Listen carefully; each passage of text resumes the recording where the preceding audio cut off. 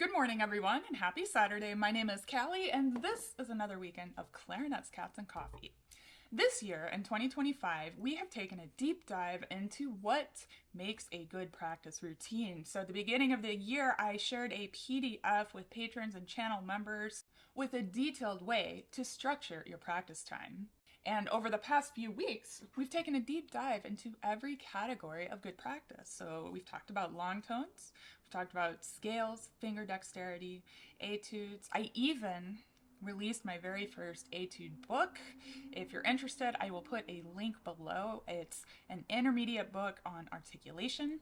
And we've also covered articulation. So this week, I am going to share with you 9 of my go-to solo pieces for clarinet with piano for solo and ensemble season. Now, solo and ensemble is typically for middle school, high school students, but even my adult students will work on these pieces with me as well. They're great, and they're all part of standard clarinet repertoire. So as soon as a student is able to, I try to get them on actual clarinet repertoire as soon as possible. So we're going to jump right in. The first one on my list here is Miss Cow's Allegretto Fantasia.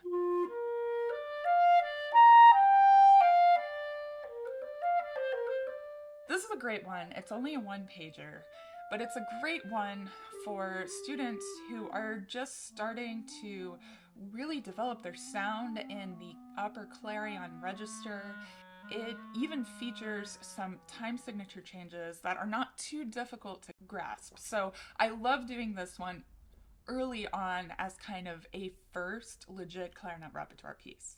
Next on my list is actually from one of the Brahms sonatas. I typically stay away from Brahms sonatas with students until they're much more advanced. However, this movement isn't quite as Brahmsy, in my opinion, as the other movements. It's a great way to get students really thinking about the importance of the piano part and how it relates to the clarinet part.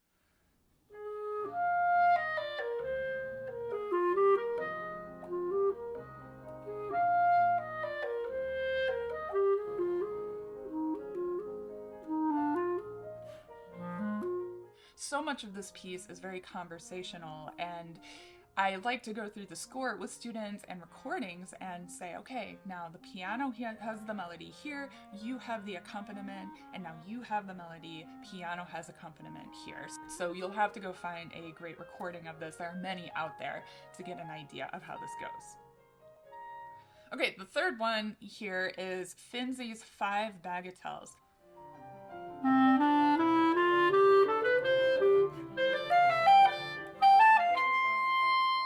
There are 5 movements to this. Honestly, all of them are very good, but the first movement is typically what I will give students to work on. It features a time signature that we don't often see in ensemble playing, 3/2 time, and key signatures that we don't typically play in, 2 sharps, 3 flats. It's a catchy melody, there's a lot of character to it, so great potential for developing a musical voice and just having a great time.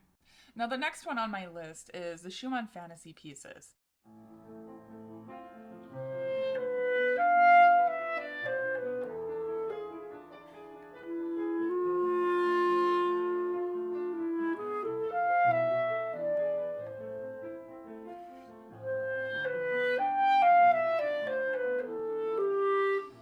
What we do is very similar to what we do with the Brahms. And we'll listen to recording, we'll look at the score, and we take a deep dive into what makes this piece a really beautiful piece, but also hard.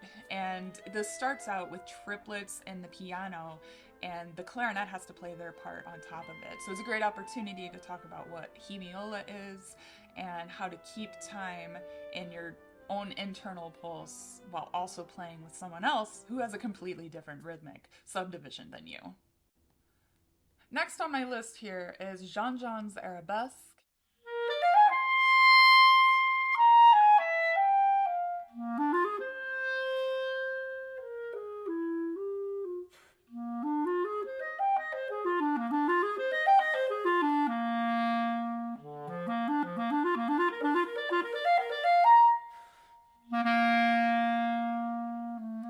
it's such a great showpiece for a student who is starting to get really great finger dexterity. And it's not, in my opinion, it's not actually really that difficult technique-wise. The key signature, it's in the key of F, and I think it changes to B flat at one point, and then it goes back, so it lays very well with the fingers. The challenge here lies in the octave leaps when you're going from clarion F to the altissimo F, and also in the rapid changes in tempo and time. So you have to pay very close attention to what is actually written in the music and try to modify your interpretation based on what is in the music. Next on my list here is the third movement of Stamitz's third concerto for clarinet.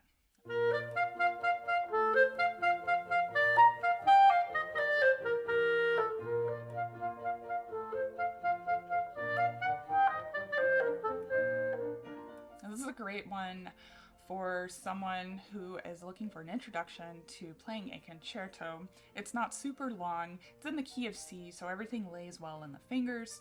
There are some tricky bits in here, and it's just a really catchy tune, so it's addicting to practice. It's a lot of fun.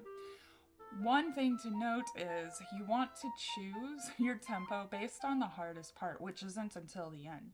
So what I often hear and see from younger players is they start out way too fast at the beginning, and then they get to the hard part and they're like, whoops, and then they have to slow down. So my recommendation is check this difficult passage out.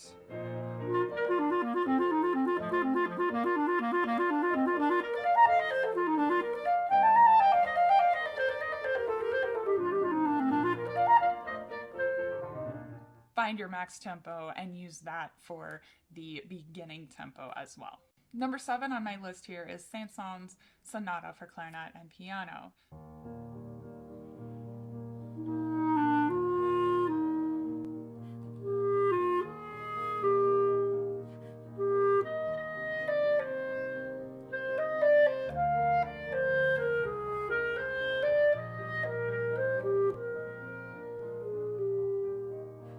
Another beautiful work for clarinet and piano with typical A, B, A, and it's not in a particularly difficult key signature, but there are some actual really tricky parts in here that will require some practice. And you also get to play this whole thing in a time signature that we don't typically see 12/8 times. So really a great time, would highly recommend for the advancing player. Number 8 on my list is a sonata that I really quite love, but not a lot of people play it, and that is Hindemith Sonata for clarinet.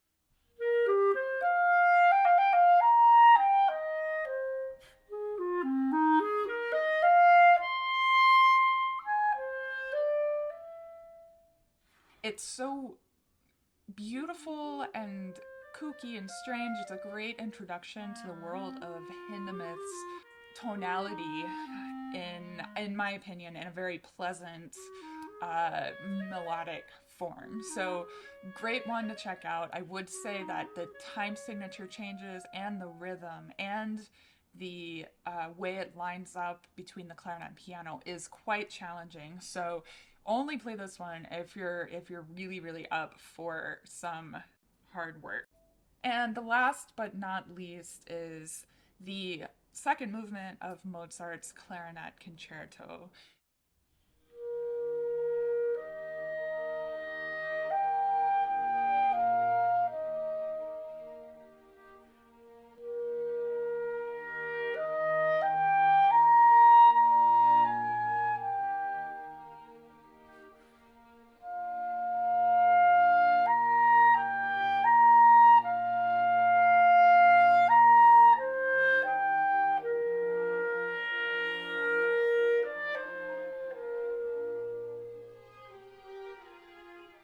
This is a really good one for the student who has recently bought a new A clarinet and they need some solo repertoire to play. It's a really good one for that. Long lines, musical phrasing really gets a person used to how much more air the A clarinet requires over the B flat. Now, if you don't have an A clarinet, you can still play this one. There is an accompaniment that is transposed, the piano part itself is transposed so that you can read the actual clarinet part and play along with the transposition. So for example, I actually have two separate piano parts. I have the A part and I have the B flat part. If you have temple, you can also get the A accompaniment part or the B flat accompaniment part. So a really, really great one, very beautiful, and just like totally standard rep that everybody should know. All right, everyone, I know this was a long video, but I hope that this is giving you some inspiration for some solo repertoire that you can implement into your practicing over the next few months or years. All of the pieces that I have named here, with the exception of arabesque, are all part of larger pieces of music with more movements. So I would encourage you to buy the pieces, learn all of the movements when you have time, just to deepen your understanding of what's going on in the context of the piece.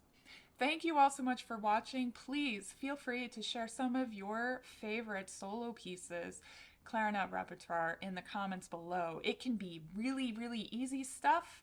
It can be intermediate. It can be very difficult stuff. I'm always looking for new ideas, and I appreciate your input as well. Thank you so much for watching. Have a wonderful weekend, a good week next week, and as always, happy practicing.